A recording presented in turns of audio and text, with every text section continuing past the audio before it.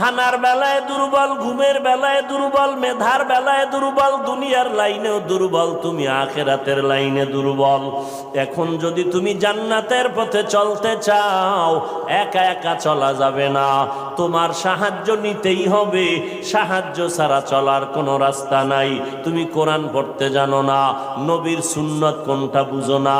এখন যারা সুন্নত জানে, কোরআন জানে, তাদের কাছে যেতেই হবে।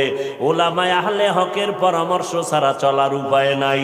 সাহায্য ছাড়া চলা যাবে না। সাহায্য তুমি কার থেকে নিবারে বাবা?